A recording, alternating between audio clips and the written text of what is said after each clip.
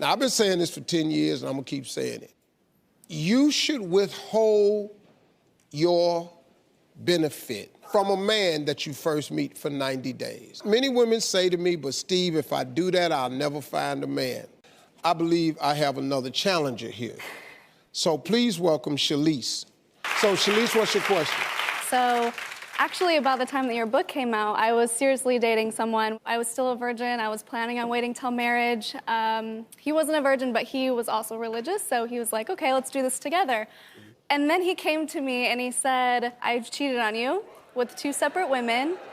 They were just sluts, but I wanted to do that because I needed sex and I didn't want to corrupt you. Men under the age of 35 don't put in the time to take a woman out on a date, don't put in any effort, and they just expect affection immediately. So it's been really difficult for me to find someone who is willing to put in the time and someone who would be willing to wait around for 90 days or even 30 days.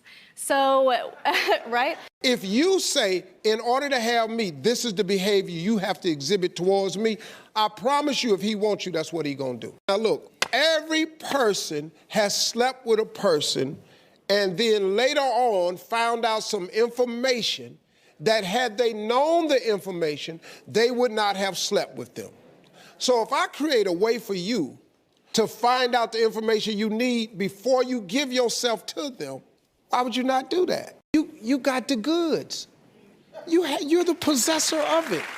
2 out of 3 new marriages are preceded by living together.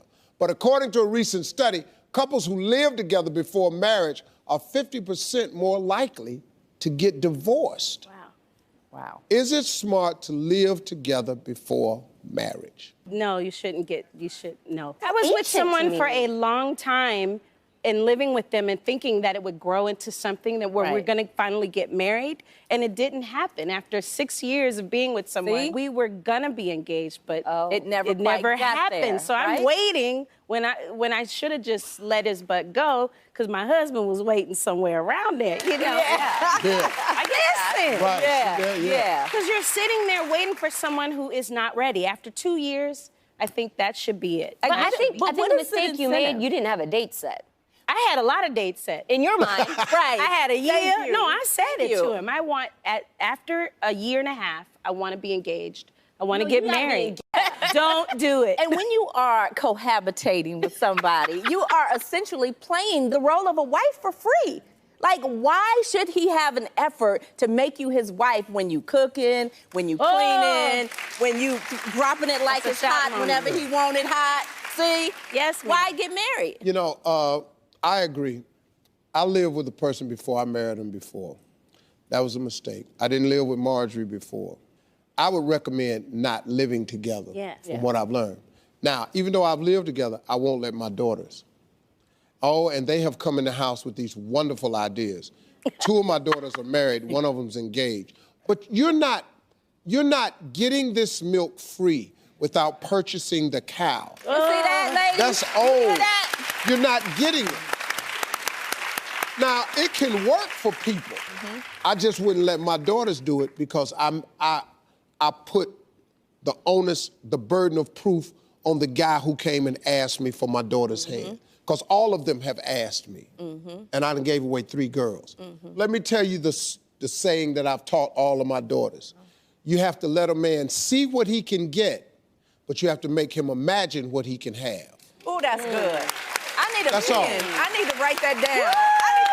I'm gonna make you imagine what it's like to have it at all times, to belong to you. That's when you lock a man in. Because if he wanna have it, then he gotta do something else. Yes. And all women have that right to do that. Women don't understand the power that you actually have. You control this entire situation. Yes. You just don't know you do. You stop giving yourself away. You are the prize. The man is not the prize.